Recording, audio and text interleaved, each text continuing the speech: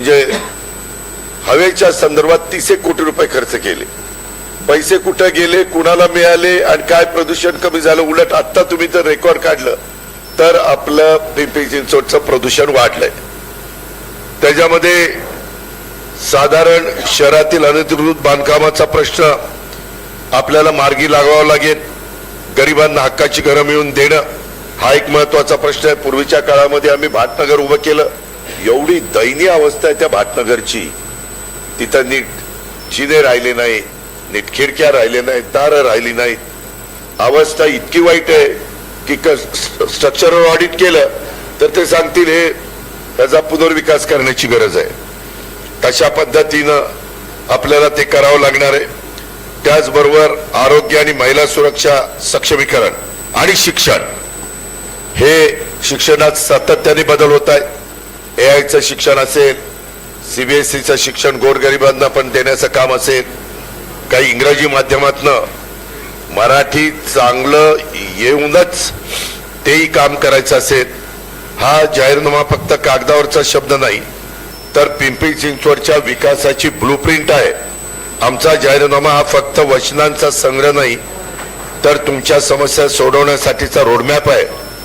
वास्तविक 2017ला जे प्रमुख म्हणून सत्तेवर आले त्यांच्या जाहीरनाम्यातल्या किती गोष्टी त्यांनी पूर्ण केल्या जरा पहा. कुठल्याही गोष्टीला ते पूर्णत्वाला नेऊ शकले नाही. आम्ही जर जनतेने आम्हाला प्रतिनिधित्व करण्याची संधी द्यावी, दोन्ही राष्ट्रवादीला शहरात लोकाभिमुख कारभार आम्ही करू. मी स्वतः या शहराशी गेल्या 35 वर्षापासून जोडला गेलेलो आहे. इथली माती, इथले लोक माझे. तुम्ही आम्हाला साथ द्या. आम्ही पिंपरी चिंचवडला जागतिक दर्जाचं शहर बनू. एक उत्तम खासदार या नात्याने डॉक्टर कोल्हेंचं पण योगदान त्याच्यामध्ये राहील, कारण तेही या भागाचं प्रतिनिधित्व करतायत. बाकीचे आम्ही सहकारी आहे. या पद्धतीनं मित्रांनो आम्हाला सगळ्यांना पुढे जायचंय हे मी आवर्जून तुम्हाला सगळ्यांना या निमित्तानं सांगू इच्छितो. आता ह्या शहरातल्या नागरिकांना उद्याच्या निवडणुकीमध्ये ठरवायचंय की आपल्याला नेतृत्व कोणाच्या हातात द्यायचंय. लीडरच्या हातात द्यायचंय का त्याच्या संदर्भात डीलरच्या हातात द्यायचंय.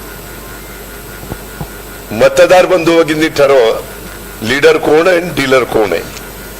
त्यामध्ये आपल्याला मी सांगू इच्छितो की संकल्प 7 आणि पुन्हा सुरुवात ही आमच्या या हमीपत्राचं महत्वाचं वाक्य आहे.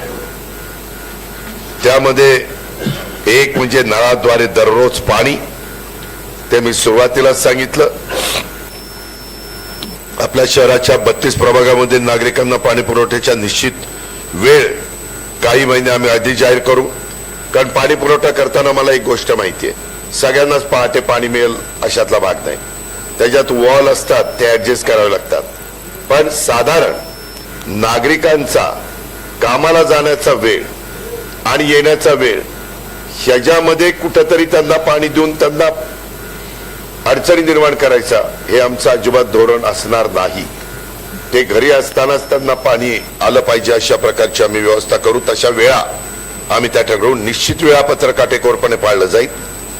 त्याच्यामध्ये पवना प्रकल्प जर पूर्ण केला, पूर्ण म्हणजे मागच्या काळामध्ये मी ह्या खात्याचा मंत्री असताना पवनेला फ्लॅबची उंची वाढवून काही अधिकचं पाणी आपण तिथं साठवू शकतो. पवनेला दरवर्षी 100% धरण भरतं एवढी कॅचमेंट एरिया आहे आणि तिथं जागाही आहे. परंतु त्याच्याकरता थोडंसं त्यांना काही जमिनी देणं राहिलेलं आहे. शेतकऱ्यांचं वेगळं मत नाही, सरकारकडे जागा तेवढी आहे, त्याच्यातनं त्याला मान्यता मिळाली, शेतकऱ्यांनी मदत केली, प्रश्न निघाला, सुटला तर 100 MLD अधिकचं पाणी आपल्याला उपलब्ध होईल. शुद्ध पाणी पिंपरी चिंचवडकरांना मिळेल. 380 कोटीवरून आता 1156 कोटीवर हे बजेट गेलेलं आहे. ज्यावेळेस आम्ही या महानगरपालिकेमध्ये होतो त्यावेळेस 380 कोटीचं बजेट होतं. वाढ कशी होत गेली ते पहा. म्हणजे त्या बंद पाईपलाईनचं मी सांगतोय. ITI मुंबईत आता DPR बनवलेला आहे, जागा 100% ताब्यात आहे. आमचाही सगळ्यांचा प्रयत्न ही पाईपलाईन पूर्ण करून घेण्यावर राहील. आता सुदैवाने तिथं दुसऱ्यांदा आमच्याच पक्षाचे लोकप्रतिनिधी सुनील शेळकेजी आलेले आहेत, त्यांनाही आम्ही विश्वासात घेऊ. इतर पण काहींचा विरोध असेल त्यांनाही विश्वासात घेऊ आणि मार्ग काढण्याचं काम करू. टँकर माफियांचं 100% उच्चाटन करण्याचा आमचा त्या ठिकाणी इरादा आहे. झिरो गळती पाणी पुरवठा नेटवर्कच्या बाबतीमध्ये आम्ही ते करू पाहतोय. त्याचबरोबर नदी पुनरुज्जीवन आणि पूर नियंत्रण हेही आम्हाला सगळ्यांना ते करावं लागणार आहे. बऱ्याचशा ठिकाणी नदीत राडारोडा टाकला जातो, तो न जाता जेवढा प्रवाह वरनं धरणं भरल्यानंतर मॅक्झिमम पाणी किती 1000 क्युसेस येतं ते पाणी नदीच्या पात्रातच राहिलं पाहिजे असं करता येऊ शकतं. देशात काही ठिकाणी झालंय. मी माझ्या बारामतीमध्ये करा नदी माझ्या जवळनं गेली, बारामतीतनं त्या करा नदीमध्ये केलंय.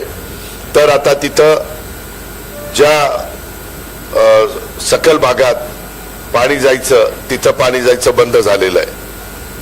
त्याचबरोबर दुसरा मुद्दा ट्रॅफिक मुक्त खड्डेमुक्त PCMC. त्याच्यामध्ये आपण जर पाहिलं तर 2 वर्षाच्या कालावधीत कनेक्टिव्हिटी प्रकल्प आम्ही पूर्ण करायचं हमी देतोय. Nigdi Ravet Wakad tech corridor, IT कर्मचाऱ्यांना होणारा वाहतूक कोंडीचा त्रास कमी करण्यासाठी, महामार्गातील अडथळे टाळण्यासाठी मेट्रो सहित एलिव्हेटेड रोड हा आम्ही करणार.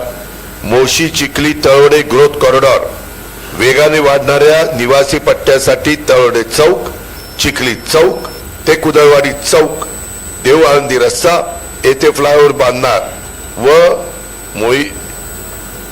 मोई पुलाची रुंदी त्या ठिकाणी वाढवणार.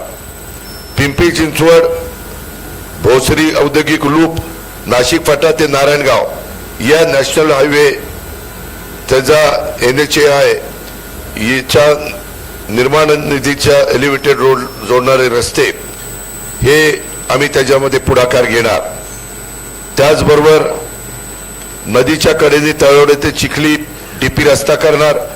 पिंपरी डेअरी फार्म नवीन पूल ते पुण्याकडे जाण्यासाठी VUP व्हेइक्युलर अंडरपास बनवणार. त्याचबरोबर वाकड पिंपरी सौदागर नाशिक फाटा भोसरी चाकण नवीन मेट्रो लाईन ही सुरू करणार. काळेवाडी फाटा ते देव आळंदी रस्त्यावरील तापकीर चौक ते MMS हायस्कूल चौक, BRTS कॉरिडॉर नंबर 3 फ्लायओव्हर तिथं करणार. आणि डांगे चौकातील ग्रेड सेपरेटर बिर्ला हॉस्पिटल तेरगाव फाट्याकडे जाणाऱ्या रस्त्याला पुढे वाढवणार, ज्यामुळे हिंजवडी भूमकर चौकाकडून येणाऱ्या ITचे जे लोक आहेत, आमच्या बंधू भगिनी आहेत, चिंचडगाव भोसरीकडे जाणे यांना सुलभ होणार आहे. हे रस्ते खड्डेमुक्त शहरातले रस्ते करत हा कार्यक्रम आम्ही करणार आहे. स्वच्छता अभियान भारतात कसं इंदोरचं प्रथम स्थान आहे तशा पद्धतीनं आम्हाला कचरा प्रकल्पाच्या टेंडरमध्ये इंटरेस्ट नाही आहे. घरोघर जाऊन 100% कचरा संकलन हा इंदोरच्या धर्तीवर आम्ही करू पाहतोय. कोविडमध्ये मी पालकमंत्री असताना आम्ही PCMC मध्ये येऊन अनेक श्रमदानाचे कार्यक्रम केले. कचरा संकलन वर्गीकरण काही प्रमाणात काही प्रभागात 95% पर्यंत आम्ही ते घेऊन गेलेलो होतो. येणाऱ्या 2 वर्षात एक देशातलं महत्वाचं शहर स्वच्छ सर्वेक्षणामध्ये आपला वरचा क्रमांक कसा मिळेल याकरता आम्ही प्रयत्न करणार. आणि 100% कचरा वर्गीकरण, कचरा कंपोस्टिंग, सांडपाणी शुद्धीकरण, पुनर्वापर, पावसाच्या पाण्याचं नियोजन, वॉटर स्टेट हार्वेस्टिंग, सौर ऊर्जा वापर यासारखे पर्यावरणपूरक उपक्रम सातत्याने राबवणाऱ्या गृहनिर्माण सोसायट्यांना मालमत्ता करात 20% सवलत देऊन प्रोत्साहन व ग्रीन सोसायटी म्हणून सन्मान चिन्ह दिले जाणार आहे. अशा पद्धतीनं आम्ही हे सगळं काम त्याच्यामध्ये 100% कचरा संकलन करत असताना वर्गीकरण, ओल्या कचऱ्याचे कंपोस्ट व जैव ऊर्जेमध्ये वैज्ञानिक प्रक्रियेद्वारे शून्य लँडफिल क्षेत्राची खात्री, जुने कचरा डेपो बायोमायनिंगद्वारे स्वच्छ केले जातील तर रस्ते, बाजारपेठा, झोपडपट्ट्या आणि जास्त वर्दळीच्या सार्वजनिक ठिकाणी दररोज यांत्रिक स्वच्छता केली जाईल. जनजागृती करून PCMC ला प्लास्टिक मुक्त शहर आम्ही बनवणार. चौथं, हायटेक आरोग्य सुविधा, त्यामध्ये देखील आम्ही ठरवलेलं आहे 100 राजमाता जिजाऊ क्लिनिक, त्याच्यामध्ये टर्शरी हॉस्पिटल मधील तज्ञ डॉक्टरांवरील ताण कमी करण्याच्या दृष्टीनं घराच्या 2 किलोमीटर परिघराच्या आत प्राथमिक वैद्यकीय सुविधा मिळण्यासाठी प्रायमरी हेल्थ सेंटर ही खूप महत्वाची ठरतात आणि म्हणून तो कार्यक्रम आम्ही राबवणार. यशवंतराव चव्हाण YCM म्हणून जे आपलं हॉस्पिटल आहे ते पालिकेचं, तिथं रुग्णालयाच्या माध्यमातून परवडणाऱ्या आणि दर्जेदार आरोग्य सेवा यापूर्वीच आमच्या कार्यकाळात बळकट झालेल्या आहेत. पुढील टप्प्यामध्ये देखील कर्करोग रुग्णालयाची स्थापना, PCMC स्वतःचं MBBS वैद्यकीय महाविद्यालय, अद्ययावत बर्न वॉर्ड सुविधा उपलब्ध करणार, तज्ञ डॉक्टरांच्या डिजिटल सल्ल्या मसलतीनं टेलिमेडिसिन सेवा सुरू करणार, पोर्टेबल डायग्नोस्टिक युनिट तैनात करणार, नागरिकांना व्यापक आरोग्य विमा संरक्षण त्या ठिकाणी देणार. मग MRI, CT स्कॅन व तत्सम चाचण्या अल्प दरात उपलब्ध करून देणाऱ्या लॅब PPP मॉडेलवर अंतर्गत उभारणार. अशी ही सगळी कामं आम्ही हायटेक या आरोग्याच्या सर्व्हिसच्या बाबतीमध्ये आरोग्य सुविधा देत असताना करणार. पाचवा, DP प्लॅन रद्द करण्याच्या करता. DP प्लॅन मध्ये एवढ्या गोंधळ करून ठेवला आहे. गुंठेवारी नियमित करताना सामान्य नागरिकांना 2-2, 3-3 वर्ष हेलपाटे मारावे लागत आहेत. पालिकेची प्रक्रिया पूर्णपणे ऑनलाईन करावी लागणार आहे. आर्किटेक्टचं पॅनल तयार करून गुंठेवारीसाठी कमाल फी पालिकेने निश्चित केली पाहिजे, त्याच्यावर कोणताही खर्च करावा लागणार नाही अशी आम्ही व्यवस्था करणार. माझ्या पिंपरी चिंचवडकरांचं पुनर्वसन सन्मानाने करणारा मी त्यामध्ये लक्ष घालणार. आणि पारदर्शक पद्धतीनं DP प्लॅन मध्ये, पत्रकार मित्रांनो तुम्हाला माहितीच असेल पण आठवण करतो, 50,000 हरकती येऊन देखील DP प्लॅन चुकीच्या पद्धतीनं रेटून त्या ठिकाणी रेटनं चालू आहे. हे अन्यायकारक आहे. कुणी तिथे लक्ष द्यायला तयार नाही. हम करे सो कायदा तिथं चाललेला आहे आणि म्हणून ह्यामध्ये आम्ही अशा पद्धतीने लक्ष घालणार. मंजुरी पूर्व स्वतंत्र ऑडिट करणार, झोपडपट्ट्यांचे विस्थापन नव्हे तर पुनर्वसन करणार आणि ह्याच्यातनं हे सगळा घरांचा प्रश्न मार्गी लावणार. शून्य विस्थापनाची हमी, मालमत्तेचे कायदेशीर संरक्षण देणार, धार्मिक स्थळांचं रक्षण आणि संगोपन करणार. त्यामध्ये कुठेही भेदभाव करणार नाही. जे कुठले आपले धार्मिक स्थळ आहेत ते कुठल्याही जातीची, पंथाची, धर्माची, प्रांताची असू द्यात, तिथं आपल्याला रक्षण पण करायचंय आणि संगोपन पण करायचंय. कारण श्रद्धास्थानावर आघात होणार नाही याची काळजी ज्या त्या शहरामध्ये लॉ अँड ऑर्डर चांगली राहण्याच्या करता करावीच लागते. भावना भडकवायला फार अक्कल लागत नाही. लोकांना समाजामध्ये तेढ निर्माण करणं, दरी निर्माण करणं, याला फार काही त्यामध्ये अक्कल लागते अशातला भाग नाही आणि म्हणून यामध्ये पण आम्ही लक्ष घालणार. 6वा, PCMC मॉडेल स्कूल, साधारण आपल्या 32 प्रभाग बरोबर ना, तर त्याच्यामध्ये 100 मॉडेल शाळांना मंजुरी दिली जाईल. निवडक महानगरपालिकेच्या शाळांचे श्रेणीवर्धन करेल आणि लोकसंख्येच्या क्लस्टरनुसार टप्प्याटप्प्याने CBSE आणि ICSE मानांकनानुसार नवीन शाळा सुरू केल्या जातील. हे करताना मराठी तिथं कंपल्सरी असणारच, नाहीतर लगेच बघा मराठीवर अन्याय करायला निघाला असं नाही. मराठी तर मातृभाषा आलीच पाहिजे, पण इंग्रजी पण जगाच्या कुठेही आपला मुलगा मुलगी पुढची पिढी जाणार असेल तर त्याला ते आलं पाहिजे. आणि म्हणून ह्या शाळांच्या मध्ये आधुनिक वर्ग खोल्या, विज्ञान, संगणक, प्रयोगशाळा, प्रशिक्षित शिक्षक, मराठी पायाभूत ज्ञानासह इंग्रजी माध्यमाचं शिक्षण, क्रीडा सुविधा आणि मूलभूत सुविधा उपलब्ध असतील. या पद्धतीनं आम्हाला गोरगरिबांच्या मुलांना पण दर्जेदार शिक्षण मिळवून द्यायचं आहे. पिंपरी चिंचवडकरांप्रती उत्तरदायित्व यामध्ये आम्ही एक महत्वाचा निर्णय घेणार आहोत. मेट्रो आणि बस ही पिंपरी चिंचवडकरांना PMPML हे आपण मोफत त्या ठिकाणी देणार. जगामध्ये काही देशामध्ये अशा पद्धतीनं पब्लिक सर्व्हिस ट्रान्सपोर्ट हे मोफत दिली जाते. युरोपमध्ये तर अनेक लहान मोठ्या शहरांच्या मध्ये मेट्रो ट्राम ह्या काही ठिकाणी बस सर्वांसाठी मोफत असते. पूर्व युरोपमध्ये आहे, युरोपमध्ये आहे, मियामी मध्ये आहे, डेट्रॉइट मध्ये आहे, फ्रान्समध्ये डर्किक मध्ये आहे. त्यामध्ये आम्ही फार विचारपूर्वक हे सांगतोय. ही निवडणुकीची घोषणा नाही, ही अंमलबजावणी जसं आम्ही लाडक्या बहिणीची योजना आणली किंवा वीजमाफीची योजना आणली ती आमची चालू आहे. त्यामध्ये 8.5 लाख कोटीमध्ये आम्ही जवळपास ह्या सगळ्या योजनांच्या मध्ये 10% रक्कम खर्च करतो सरकार म्हणून. तसं आपलं इथलं यंदाचं बजेट होतं 9,600 कोटीचं. साधारण आम्ही काढलं रोजचे 35 लाख रुपये महामेट्रोला आपल्या पिंपरी चिंचवडच्या स्टेशन मधून तिकीट विक्रीतनं मिळतात. म्हणजे महिन्याला 10 कोटी. PMC अधिक PCMC आम्ही ज्यावेळेस PCMC PMC company PMT PCMT company एकत्र केली त्यावेळेस PMCचा हिस्सा ठेवला 60% आणि आपला ठेवला 40%. प्रवासी संख्या तशीच आपण धरूया. दर महिन्याला PCMC मधून तिकिटाचं उत्पन्न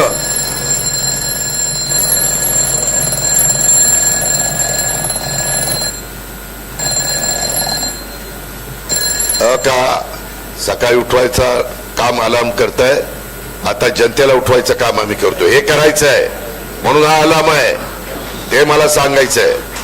तर त्यामध्ये दर महिन्याला PCMC मधून तिकिटाचं उत्पन्न साधारण 4 कोटी रुपये त्या ठिकाणी मिळतं. मी मगाशी सांगितलं 10 कोटी ते PMC आणि PCMC 60-40 त्या 4 कोटी मिळतं. त्यातून AFC गेटचा खर्च, कॅशियरचा खर्च, तिकीट विक्रीचा खर्च, स्टाफचा खर्च, तिकीट चेकिंगचा खर्च, त्या स्टाफचा खर्च, सिक्युरिटी बाउन्सरचा पगार, तिकीट किंवा स्मार्ट कार्डचा खर्च हे वजा केलं तर मला वाटतं PCMC ला दर महिन्याला 3-3.5 कोटी रुपये खर्च पडेल. आपण पुणे आणि पिंपरी चिंचवड मधून साधारण 50 ते 60 कोटी PMPML ला तिकीट विक्रीतनं महिन्याला उत्पन्न मिळतं. पण 38 कोटी रुपये फक्त सॅलरीचा खर्च तिथं होतो. 50 कोटी साधारण 40% जर धरलं तर त्याच्यातून आपल्या वाट्याला येतात 20 कोटी PCMC ला. त्यातून तिकीट छपाई, कंडक्टर पगार, तिकीट चेकिंग, स्टाफ पगार, ऍप, सॉफ्टवेअर, इतर काही वजा केले तर आपल्याला साधारण 15 कोटी रुपये PMPML ला द्यावे लागतात. अशा पद्धतीनं आपण जर ठरवलं तर मी मगाशी सांगितलं त्या पद्धतीनं हे मेट्रोचे 3 कोटी आणि PMPMLचे 15 कोटी अशा 18 कोटी रुपये आपण महिन्याला दिले तर वर्षाला 216 कोटी रुपये होतात. PCMCचं बजेट यंदाचं 9,675 कोटी रुपये होतं. मी पुण्याला सांगितलं की तिथं 30 लाख वाहनं रजिस्टर होतात, MH12, आपला आहे MH14. तिथं 23 लाख वाहनं रजिस्टर झालीत. 10 लाख वाहनं जरी रोज 1 तास ट्रॅफिक मध्ये अडकली तर 10 लाख वाहनांच्या करता 10 लाखच लोक धरा. प्रत्येकाचे 50 रुपये. वेळ जास्त जातो, डिझेल आणि पेट्रोल जास्त जळतं, अर्धा लिटरच धरा जास्तीचं जळालं, 50 रुपये त्याचे. अर्धा लिटर पेट्रोलचे 5 कोटी रुपये वाया जातात 10 लाख लोकांचे. मॅन आवरचे 150 रुपये तास धरला तर त्याचे आपण रोज 10 लाख लोकांचे 15 कोटी रुपये होतात, असे 20 कोटी रुपये आणि दररोजच्या ट्रॅफिकमुळे वाया जात आहेत. म्हणजेच 600 कोटी महिन्याचे आणि वर्षाचे बघितले तर माझ्या पिंपरी चिंचवडकरांच्या खिशातून 7,200 कोटी रुपयाचं नुकसान त्यांचं होतंय. मग महानगरपालिकेला आमचे नागरिक जो कर भरतात त्यांचा रोजचा प्रवास सुकर व्हावा, प्रदूषण कमी व्हावं, त्याच्यामध्ये ट्रॅफिक जाम होतो ती वाहनांची संख्या कमी झाल्यावरती होणार नाही. शिवाय नागरिकांना मोफत हा प्रवास मिळणार. ते 7,200 कोटी रुपये वाचवायचे म्हटले तर एवढे पैसे द्यायला 216 कोटी रुपये काहीच अडचण नाही. ते आपल्या बजेटच्या फक्त 2 ते 2.25% आणि आपल्याला इथून पुढे पारदर्शक कारभार करायचा त्याच्यावर बरेच टक्के आपले वाचणार आहेत. ते काळजीच करू नका. आणि हा प्रवास मोफत केल्याने खाजगी वाहनांचा वापर कमी होऊन वाहतुकीची कोंडी सुटणार आहे. वायू प्रदूषणात लक्षणीय घट होणार आहे.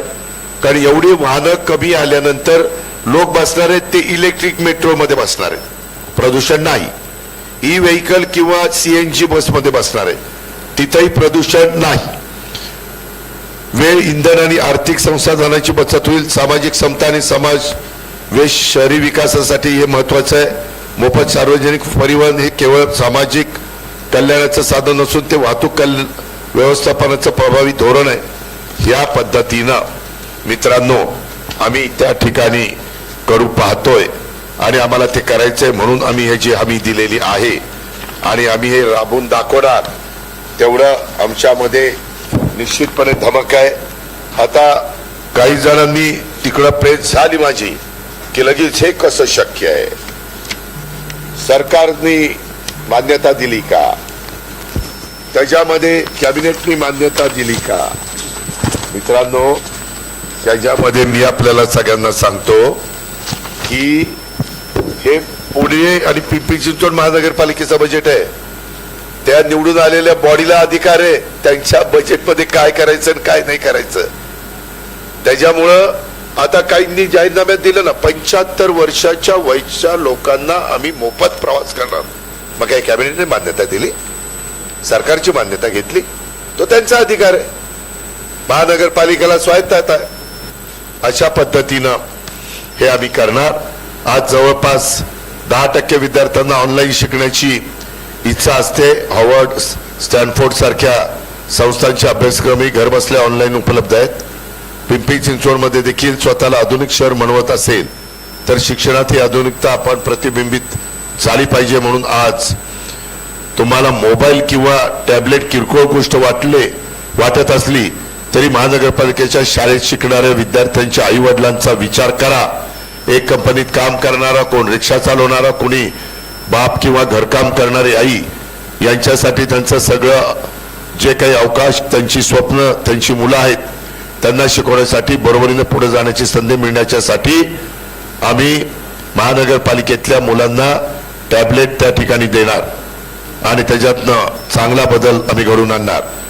मध्ये आमच्यावर काहींनी मोफत प्रवास करायला परवानगी दिली, म्हणजे तुम्ही योजना राबवली, तर रिक्षा चालकांचं काय, रिक्षा चालकांना कुठलाही त्रास होणार नाही. उलट आता त्यांना गर्दीमध्ये रिक्षा चालवावी लागते, त्यावेळेस रस्ते जरा मोकळे होतील. आणि तुम्ही मेट्रोला उतरल्यानंतर तुम्हाला तिथून तुमच्या घरी जायचं म्हणलं तर तुम्ही रिक्षा करणार. माझं घर लांब असेल आणि मेट्रो स्टेशन जरा 2 किलोमीटर असेल तर तिथून मी रिक्षाने जाणार. त्याच्यावर रिक्षाचा व्यवसाय कमी होत नाही. मुद्दाम आमचे विरोधक रिक्षावर गंडांतर येणार, कॅबवर गंडांतर येणार असं काहीतरी सांगतील. असं काही होणार नाही. उलट त्यांना व्यवसाय मिळेल आणि त्यांचा बचत होईल. पेट्रोल, डिझेल काय असेल किंवा CNGची. लाडकी बहीण ह्याच्यामध्ये पण आम्ही महाराष्ट्रातल्या लाडक्या बहिणींना राज्यस्तरावर सत्तेत आणण्याच्या महत्वाची भूमिका त्या ठिकाणी बजावली. त्याच्यामध्ये मोफत कौशल्य विकास, आता प्रशिक्षण पूर्ण करणाऱ्या महिलांना सन्मानाने उपजीविका सुरू करण्याच्यासाठी किंवा आहे तो व्यवसाय वाढवण्याच्यासाठी 5 लाखापर्यंत व्याजमुक्त कर्ज हे आम्ही देणार. हा कार्यक्रम आम्ही 5 वर्षाच्या करता राबवणार आणि त्यामध्ये व्याज हे बँकांना पण RBIने सांगितलेलं आहे की अशा वर्गाला सवलतीच्या दरात व्याज द्या. त्याच्यामध्ये ते देतील तेवढं आणि त्याच्यामध्ये काही कमी पडलं तर आम्ही त्याच्यामध्ये घालू, ती रक्कम फार तशी कमी असते. हा जाहीरनामा हा आमचा पुढच्या 5 वर्षाचा आहे. लोकांनी जेव्हा जेव्हा आमच्यावर जबाबदारी दिली, आम्ही रात्रंदिवस कामं केलेली आहेत. आम्ही सकाळी 6 वाजल्यापासून कामाला झोकून देतो. बदल घडवून आणलेत. पुण्याची दिशा बदलणारा जाहीरनामा आम्ही जसा काल दिला तसा पिंपरी चिंचवडचा दिशा बदलणारा जाहीरनामा आहे. मी तुम्हाला पालकमंत्री, तुम्ही मला केलं, उपमुख्यमंत्री केलं. तुमच्या विश्वासाला मी कधी तडा जाऊ देणार नाही आणि दिला पण नाही. 5 वर्षानंतर मी जेव्हा तुमच्याकडं महानगरपालिकेच्या निवडणुकीच्या निमित्तानं मत मागायला येईल तेव्हा मला दादा हे वचन पूर्ण झालं नाही असं ऐकावं लागणार नाही, ऐकायला येणार नाही. हा जाहीरनामा, हे आम्ही हमीपत्र हे कौतुकासाठी सांगितलेलं नाही, हा मोजमापाच्यासाठी लिहिलेला आहे. जर रोज स्वच्छ पाणी आलं नाही तर आम्हाला जाब विचारला जाईल. पावसानंतर रस्ते खराब झाले, पाणी तुंबलं तर जाब विचारला जाईल. आरोग्यसेवा किंवा प्रदूषण याबद्दल आम्ही बोलल्याप्रमाणे केलं नाही तरी जाब विचारला जाईल. ही जबाबदारी आम्ही स्वीकारतोय. मला ऐकायचंय दादा ही कामं पूर्ण झालीत, आता याच्या पुढं काय, हा मी स्वतःसाठी ठरवलेला निकष आहे असं माझं आपल्याला सगळ्यांना स्पष्ट सांगणं आहे. आणि ते कुठल्याही परिस्थितीमध्ये आम्ही पिंपरी चिंचवडच्या परिसरामध्ये करून दाखवणार दाखवणार दाखवणार.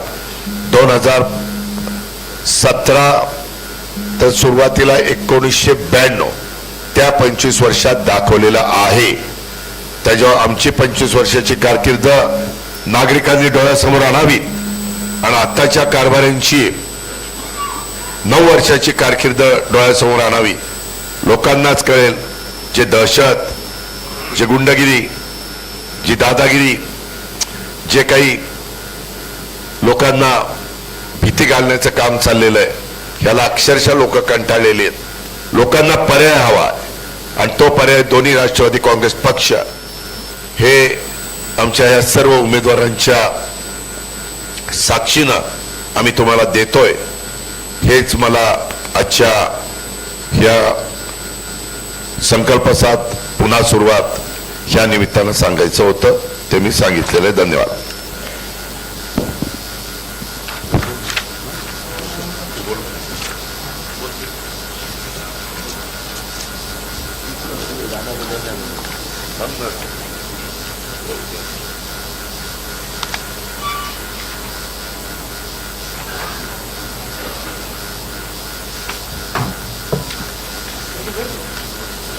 कुणाचे काही प्रश्न आहेत का? बोला. खूप सारे नको, रिपीट करू नका, सुरुवातच आपण का. धन्यवाद. बोला. कशाच्या? नाही, कुत्र्याच्या नसबंदीचं सांगितलेलं आहे. कारण जे काही तुम्हाला मी पत्रकार मित्रांनो एक सांगतो, अनेक पुरावे आम्ही त्याच्या संदर्भामध्ये दिलेले आहेत की कसा तिथं कोटी खर्च केला. आज बेवारस कुत्री तर सगळीकडे फिरतायतच. 12 कोटीचं सॉफ्टवेअर मधल्या काळामध्ये घेतलं गेलं. त्या 12 कोटीचं सॉफ्टवेअरचे 120 कोटीला कोणी खरेदी केलं हेही आपण बघा. ह्याच्यामध्ये विधिमंडळामध्ये आमदारांनी विधान परिषदेमध्ये जो प्रश्न विचारला त्याच्यामध्ये चौकशीचे आदेश देण्यात आलेले. मग ते चुकीचे होते का? नाही. त्याच्यामध्ये हवा प्रदूषण दूर करण्याकरता 30 कोटी रुपये खर्च दाखवला गेला. शहर तर आज सर्वाधिक प्रदूषित शहर आहे. केंद्र प्रदूषण मंडळाच्या नोटीस मग कशी आली? 30 कोटी कुठे गेले? त्याच्यामध्ये एकाही झाडाची गणना न करता 7 कोटी रुपये झाडाची गणना केल्याचं दाखवलं. मग हे 7 कोटी रुपये. दादा, खरं तर भाजपने आपल्या जाहीरनाम्यामध्ये पिंपरी चिंचवड जिल्हा घोषित करू, शिवनेरी नाव देऊ असं म्हटलंय. तुम्ही याआधी तुमची भूमिका सांगितली होती की शिवनेरी असा काही जिल्हा किंवा वेगळा जिल्हा करायची गरज नाही. या घोषणेकडे कसं बघता? हे का, ज्याच्यातनं आपल्या राज्यातल्या कुठल्याही भागाचा फायदा होत असेल लोकांना त्याच्यातनं काही अधिकच मिळत असेल, सुविधा मिळत असेल, फायदा होत असेल, तर आमचा कुणाचा विरोध असायचं काय कारण आहे? त्यामध्ये जिल्हा करणं का पुणे जिल्ह्यामध्ये अजून एक म्हणजे जिल्हा म्हणायचंय का या पिंपरी चिंचवडला शिवनेरी नाव द्यायचंय हे काही मला नीटपणे समजलेलं नाही. मग एकूणच हे महापालिकांच्या निवडणूक आहेत, तर मग हा मुद्दा महत्वाचा वाटतो का की 2 जिल्हे करायचे? हो का? ह्या संदर्भामध्ये जाहीरनामा आहे. मी मुंबईला गेल्यानंतर रेव्हेन्यूशी बोलून काय नक्की आहे, कारण आपल्या पुणे जिल्ह्याला 21 आमदारांचा जिल्हा, 3.5 खासदारांचा जिल्हा असल्यामुळे की वेगळं आगळं महत्व आहे, हे तर बरोबरच केले. आणि त्याच्यामुळं पिंपरी चिंचवड जिल्हा करायचा आणि शिवनेरी नाव द्यायचं. शिवनेरी नाव युगपुरुष छत्रपती शिवाजी महाराजांचा जन्मस्थळ असणारा तो किल्ला आहे. जर राज्याभिषेक रायगडला झाला आणि कुलाब्याचं रायगड केलं, आता पुण्याला न हात लावता तिथं कुणाच्या काही वेगळे प्रसंग घडू नयेत म्हणून इकडं पिंपरी चिंचवडला सरकलंय काय हे पण कळायला मार्ग नाही. दादा, भाजपच्या जाहीरनाम्यात पुन्हा एकदा कुत्र्यांच्या नसबंदीचा उल्लेख या ठिकाणी करण्यात कशाचा? आला. कुत्र्याच्या नसबंदीचा त्याच्यात आणि चटक लागली ना लसीकरणाचा. बाबा. नसबंदीमध्ये आवक होतीये, भ्रष्टाचार करता येतोय म्हणून टाकला असेल. आता हे का माझ्याकडे त्यांचा मागच्या 2017चा जाहीरनामा आहे, 27 सगळ्या मिळून आहे. ह्याच्यामध्ये एक पण त्यांचा त्या ठिकाणी जाहीरनामा 27 मधलं एक देखील काम केलेलं नाहीये, एक पण नाही, असा तो जाहीरनामा आहे. मुख्यमंत्र्यांनी तर दावा केला की आपण 2017 मध्ये जे म्हटलं होतं ते सगळं पूर्ण केलेलं आहे, असा त्यांनी हा जाहीरनामा प्रसिद्ध करताना दावा केलेला. बरं, आता मी सांगू का ह्याच्यात काय सांगितलेलं होतं? ज्येष्ठ नागरिकांना आनंदी ज्येष्ठत्व लाभण्याच्यासाठी विविध सुविधा उपलब्ध करून देणे. कुठल्या ज्येष्ठ नागरिकाला विविध सुविधा उपलब्ध झाली सांगा? सांडपाण्याचा पुन्हा वापर आणि त्यातून वीज निर्मिती कुठं झाली? 9 वर्षात पुनर्वापर आणि वीज निर्मिती सांगा? त्याच्यामध्ये कुठंतरी सुसज्ज भाजी मंडई उभारणे, कुठं सुसज्ज भाजी मंडई उभारली? ह्याच्यातलं एकही नाही झालं. त्याच्यामध्ये सर्वांच्यासाठी उच्च आरोग्य सुविधा व 3 लाखापर्यंत आरोग्य विमा उतरवणार. हिंजवडी IT पार्ककडे जाणारी सार्वजनिक वाहतूक व्यवस्था सक्षम करणार व हिंजवडी ते चाकण मेट्रो सुरू करणार. 9 वर्षात काही झालं नाही. हे असलं सगळं आहे. दादा, त्याच्यावर त्याला किती महत्व द्यायचं तुम्ही थोड्या वेळापूर्वी मुख्यमंत्री असं म्हणाले की अजित पवारांनी युती धर्म पाळला नाही, टीका केली. आम्ही मात्र संयमाने हे सगळं घेतलं. कुठे टीका केली? जर मी इथली महानगरपालिका लढवतोय तर 9 वर्षात तिचं काय चुका झाल्या ते सांगायचं नाही. चुका सांगणं म्हणजे युती धर्म न पाळणं असं होतं का? मी पुरावानिशी दाखवतोय. पहिल्याही प्रेसला सांगितलं, नंतरही बोललोय, आजही बोलतोय. आणि तुम्हाही पत्रकार मित्रांना सगळं माहिती आहे.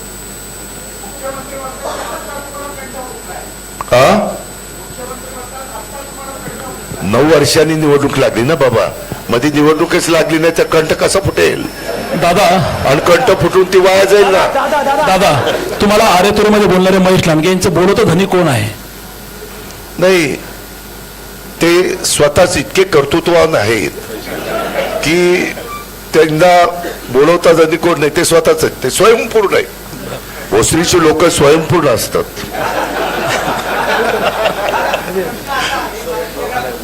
हा स्वयंभू, स्वयंपूर्ण पण आणि स्वयंभू पण.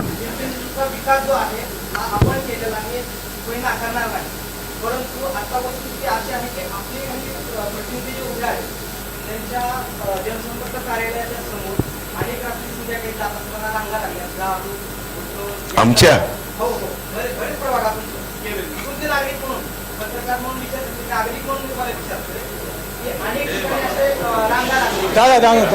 दादा ऐका ना, नाही, निवडणूक आचारसंहितेच्या काळामध्ये कुणालाही तसं सांगता येत नाही. त्यांना डायरेक्शन असतात निवडणूक आयोगाच्या, पोलिसांनी काय करायचं काय नाही करायचं हे सगळे कोड ऑफ कंडक्ट मध्ये आहे ना बाबा. आम्ही कसं तिथं हस्तक्षेप, उलट आम्ही काही करायला गेलो तर यांनी आचारसंहितेचा भंग केला म्हणून आमच्यावर कारवाई होईल.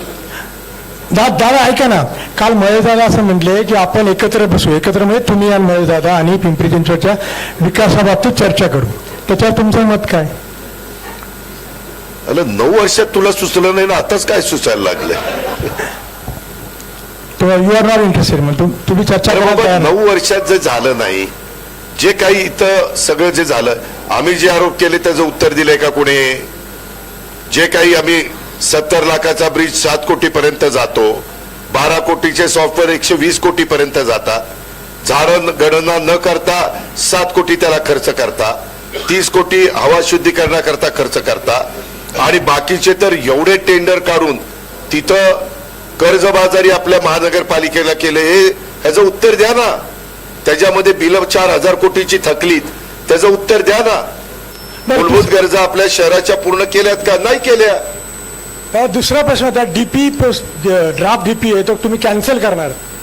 मी सांगितलं ना की त्या संदर्भामध्ये नवनिर्वाचित नगरसेवकांशी चर्चा करून त्यांचं काय मत आहे, ह्या क्षेत्रात ज्यांनी काम उत्तम केलेले पण आज रिटायर झालेले आहेत त्यांचं काय म्हणणं आहे, ह्या क्षेत्राचा अभ्यास असणारे आत्ताचे काम करणारे जे त्यांचं काय मत आहे, जे आपल्या शहराच्या सर्वांगीण विकासाच्या दृष्टीनं महत्वाचं असेल, आणि माझे छोटे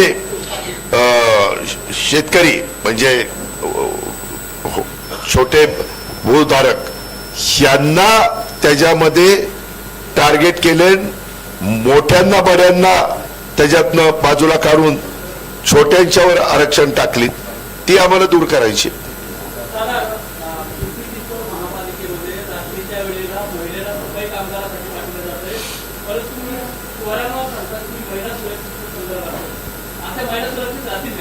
नाही राहणार. परवा मला माहिती ह्याच कलासागरमध्ये भेटलेल्या होत्या, त्या म्हणले दादा अलीकडेच ते सुरू केलं. मी त्याच्याबद्दल संबंधितांना विचारलं, ते म्हणले कॉन्ट्रॅक्टच्या महिला आहेत, पण कॉन्ट्रॅक्टरनी पण ज्यांनी कॉन्ट्रॅक्ट घेतलंय स्वच्छता पुरवायचे त्यांनी अशा पद्धतीनं रात्री 10 ते 6 असं काहीतरी ते टायमिंग ठेवलंय. हे फार ऑड आहे, हे असं कुठंच नसतं. त्याच्यामुळं त्या संदर्भात हस्तक्षेप केला गेला पाहिजे. दादा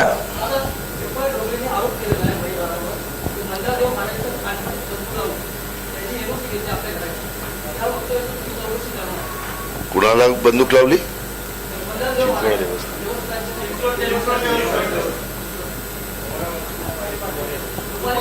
नाही, एक मिनिट.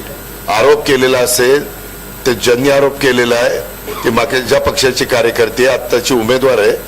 आता निवडणूक संपल्यावर मी तिला विचारेल तुझ्याकडे याच्या संदर्भातले काय प्रूफ आहे, कारण आरोप करणं वेगळं आणि पुराव्या सहित आरोप करणं वेगळं. तिच्याकडे काही पुरावा असेल तर मग मी पुढचे जे काही म्हणूनच मी सांगतो ना की आरोप केलेले त्याच्या संदर्भामध्ये मग देवस्थाननी तक्रार केली पाहिजे अतिक्रमण झाले म्हणून. देवस्थानचा तर ट्रस्ट आहे, ट्रस्टला ट्रस्टी आहेत, विश्वस्त आहे, म्हणजे विश्वस्त पण चीफ ट्रस्टी पण आहेत, मुख्य विश्वस्त. त्यांनी त्याच्या संदर्भामध्ये जर तक्रार केली तर आपल्याला पुढे कारवाई करता येईल, चौकशी करता येईल. रेड झोनचा प्रश्न हा पूर्ण संरक्षण विभागाच्या अखत्यारीमध्ये येतो. तो मार्गी लावण्याचं काम अनेकांनी 90-91 पासून चालवलेलं आहे. अजून कुणाच्यानी पण तो मार्गी लागला नाही. अनेक संरक्षण मंत्री होऊन गेले. तो इतका गंभीर विषय आहे आणि त्या संरक्षणाचा जो साठा आहे संरक्षण विभागाचा, डिफेन्सचा, त्याच्याशी संबंधित आहे. त्याच्यात वरच्या पातळीवर पण बाबा जर उद्या वेडेवाकडे काही घडलं तर ते कुठपर्यंत लांब जाणार आहे, म्हणजे काही किलोमीटर, काही मीटर, काही फूट असं ते बघून ते करावं लागेल. पण ते जरी सुटत नसला तर तिथं लोक राहत आहेत, घरं बांधतायत, रस्ते होत आहेत, पाणी द्यावं लागतंय, ते लाईट द्यावी लागते, सगळं अनधिकृत आहे. पण कधी ना कधी या संदर्भातला विषय हा घ्यावाच लागेल. पण ज्यावेळेस संरक्षण विभागाचा विषय येतो त्यावेळेस देशाच्या सुरक्षिततेचा जो काही महत्वाचा भाग आहे त्याचा काही दारुगोळ्याचा साठा तिथं आहे. त्यामुळं तिथं शेवटी देशाच्या सुरक्षितेला अग्रक्रम दिला जातो. पण त्याच्यातून जर दुसरीकडं जिथं निर्मनुष्य जागा आहे तिथं तो शिफ्ट केला तर मार्ग निघू शकतो. दादा दादा हा प्रॉपर्टी कार्डचा विषय काल चिंचवडच्या आमदारांनी सांगितलं की शेगावचा प्रॉपर्टी कार्ड आम्ही देऊ आणि त्याच्या आधी परवा सुनील शेट्टी काही प्रॉपर्टी कार्ड पद्धतीने स्वरूपात वाटले होते आणि चिंचवडच्या आमदारमध्ये काही प्रॉपर्टी कार्ड होते. नेमकं शेगावच्या नागरिकांना काय सांगाल? मी थेरगावला तिकडच्या भागात सभा घेतलेली होती संतोष कोकणे आणि त्या सगळ्या काळेवाडी वगैरे परिसरात. त्याच्यात हा विषय मी सांगितलेला आहे. त्यामध्ये मी स्वतः लक्ष घालून मार्ग काढील याच्याबद्दलची चर्चा मंत्रिमंडळाच्या स्तरावर झालेली आहे. काही निर्णयापर्यंत आम्ही आलेलो आहे. दादा कल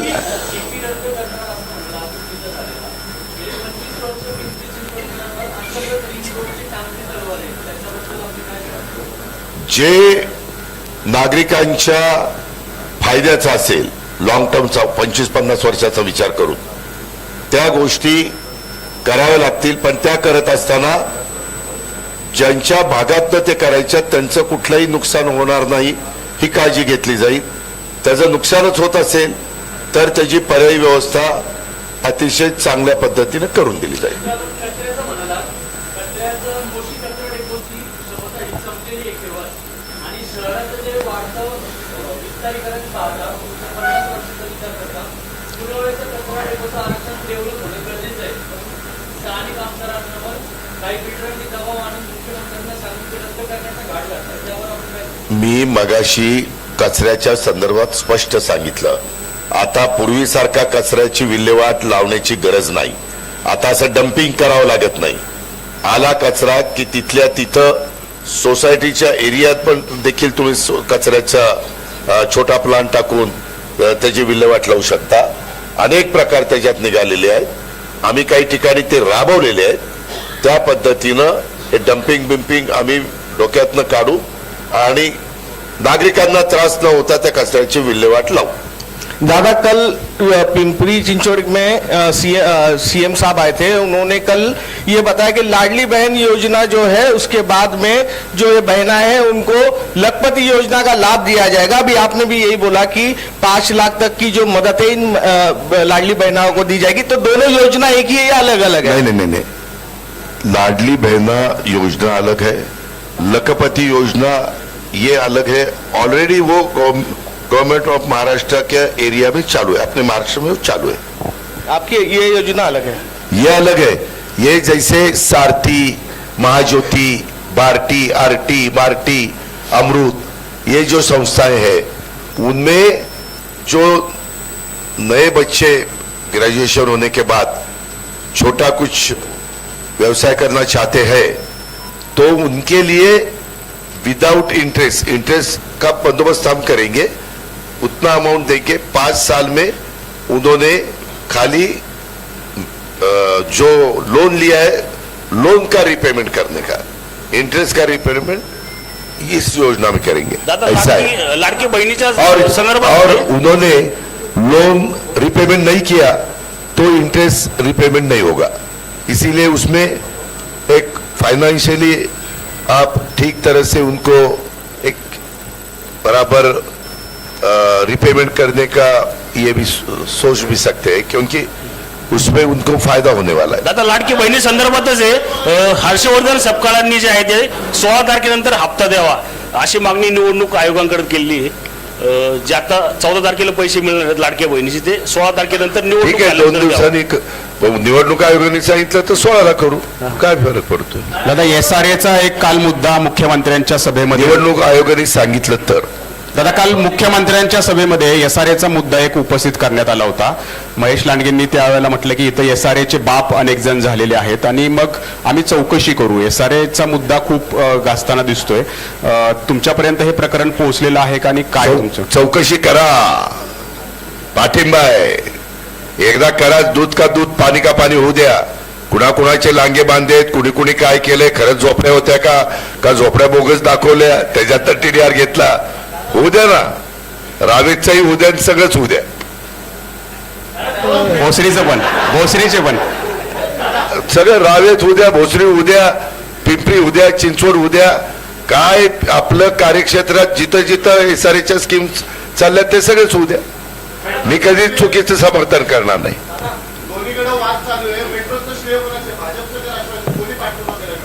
मेट्रोला डॉक्टर मनमोहन सिंगांचं सरकार असताना त्याला मंजुरी दिली गेलेली होती. त्याच्यानंतर देशाचे पंतप्रधान नरेंद्र मोदी साहेब झाल्यावर त्याचं भूमिपूजन ऍग्रिकल्चर कॉलेज पुण्याला झालं. त्याला आम्ही कार्यक्रमाला हजर होतो. त्यावेळेस दोन्ही शहराचे महापौर राष्ट्रवादीचे तिथे स्टेजवर बसलेले होते. हे माहिती करतं आपल्याला. 2 दिवसापूर्वी पिंपरीच्या आपल्या राष्ट्रवादीच्या उमेदवारांनी उपमातृत्व असणारे आणि संदीप वागेरे यांनी बनावट दारू पकडून दिली आहे शहरामध्ये. याकडे आपण कसं पाहता की आमिष दाखवलं जात आहे आणि लोकांच्या जीवाशी खेळलं जात आहे? यामध्ये एक्साईजला सांगून कुणालाही सोडणार नाही. ते कुणी किती कसलेही जवळचे असू, लांबचे असू, मधले असू, कुणी असू, त्यामध्ये कारवाई केली जाईल. ह्याच्यातनं आमचा टॅक्स, आमचा म्हणजे आपल्या गव्हर्नमेंट ऑफ महाराष्ट्राचा टॅक्स एक्साईज पण बुडते आणि खूप मोठ्या प्रमाणावर अलीकडं त्या विभागाचे कमिशनर यांनी लक्ष घातलेलं आहे. मी त्यांना पूर्ण फ्री हँड दिलेला आहे आणि म्हणलं कुठलाही हस्तक्षेप कुणाचा होऊन द्यायचा नाही. कुठाचाही सापडलं तर ऍक्शन घ्यायची. दादा ही सत्ता पालिकेची गाववाल्याच्या हातामध्ये द्या, कारण पाणी आलं तर बारामतीला सांगायला जाणार का असं महेश लांडगे म्हणताय. गाववाला आणि बारामतीकर असं ही सत्ता पालिकेची गाववाल्याच्या हातामध्ये द्या. पाणी जर नाही आलं तर बारामतीला सांगायला जाणार का? अरे कशाला बारामतीला जायचंय?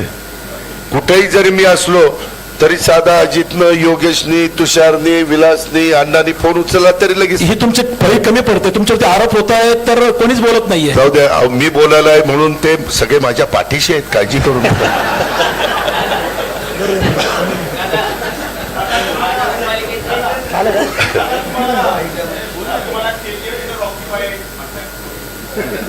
काय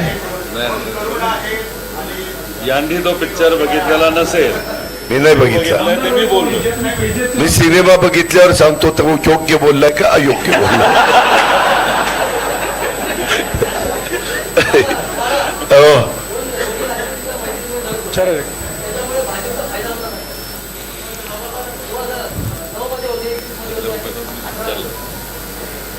काय आता आमचं तेवढ्या 2 करता जरा तुटत होतं, मला तुटून द्यायचं नव्हतं म्हणून मैत्रीपूर्ण.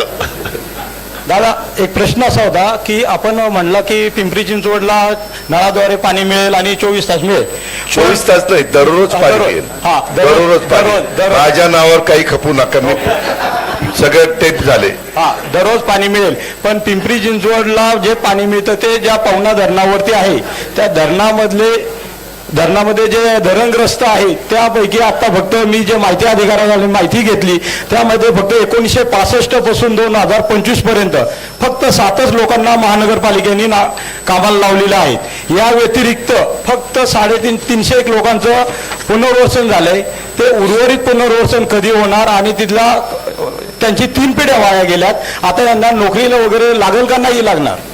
मी त्यामध्ये प्रेसमध्ये मगाशी सांगितलं, हा मुद्दा वेगळा आहे. मी मगाशी असं सांगितलं की तिथले लोकप्रतिनिधी सुनील शेळके साहेब जे दुसऱ्यांदा लाख मतांनी निवडून आलेले आहेत, त्यांना विश्वासात घेऊ. तिथल्या जनतेचं नक्की काय म्हणणं आहे ते जाणून घेऊ आणि त्याच्यातनं जो काही योग्य मार्ग काढायचा आहे तो त्या ठिकाणी काढू असं सांगितलं. तिथले लोकप्रतिनिधींनी एक आपल्याच पक्षाचा संचालक आहे, गेले 15 वर्ष संचालक आहे, त्यांच्याच मुलाला तिथं डॅमवरती कॉन्ट्रॅक्ट म्हणून नोकरी लावल्या. सर्वसामान्य लोकांना तिथले मुलांना नोकरीला लावण्याचा ते विचारच करत नाहीये. असे प्रश्न हा पिंपरी चिंचवड शहराच्या बाहेरचा प्रश्न आहे. मी आता पिंपरी चिंचवड शहराच्या बद्दलची प्रेस कॉन्फरन्स घेतोय. तरी देखील मी ते पण इकडे प्रचार करतायत. मी सांगेन की एका पत्रकार मित्रांनी असा प्रश्न विचारलेला, वस्तुस्थिती काय?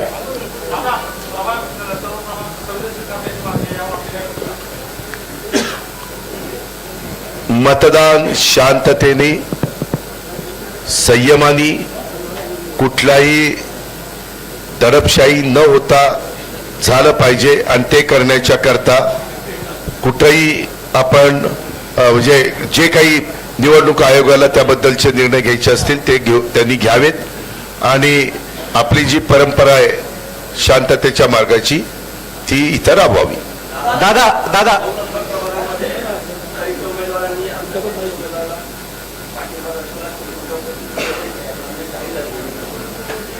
नाही ठीक आहे, त्यांनी स्वतः जर प्रचारच करायचं बंद केले तर काय घेऊन बसलाय. दादा बरोबर मग तेच म्हणतोय, त्यांनी त्याचा स्वतःचा प्रचार करायचं बंद केलं याचा अर्थ तो त्याच्यातनं त्याचं नाव राहणार, पण तो त्यांनी सपोर्ट केलेला आहे आणि तो प्रचार पण करतोय. दादा कोरोनामध्ये दत्ता काका गेले, जावेद शेख गेले, पण दत्ता काकाच्या मुलाला तुम्ही तिकीट दिलं पण जावेद शेखच्या मुलाला तिकीट नाही दिलं. 1, 2 पूर्ण निवडणुकीत तुम्ही एकही मुस्लिम उमेदवार दिलेला नाही. त्या संदर्भामध्ये आम्ही आझमबाईच्या मुलालाच तिकीट देत होतो. मी त्यांना सांगितलेलं पण होतं, तो तयार पण झाला होता, परंतु तिथं चौथा उमेदवार ज्या ताकदीचा पाहिजे होता तो त्या ठिकाणी मिळाला नाही. त्याच्यावर तिथं बाबर उमेदवार ठरले होते, आझमबाईंचा मुलगा उमेदवार ठरला होता, अजून एक उमेदवार ठरला होता, पण एक शेड्यूल कास्टची महिला उमेदवार आम्हाला पाहिजे होती, ती आम्हाला मिळाली चांगली ताकदीची न मिळाल्यामुळं मग त्यांनी उभं राहायचं रद्द केलं, लास्ट क्षणाला झालं.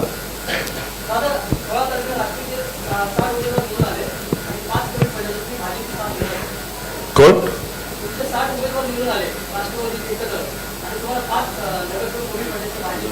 नाही एक मिनिट मला एक सांगा, 128 जागा आहेत ना रे भाऊ, 128. आत्ता फाईट कुणात आहे, फाईट कुणात आहे,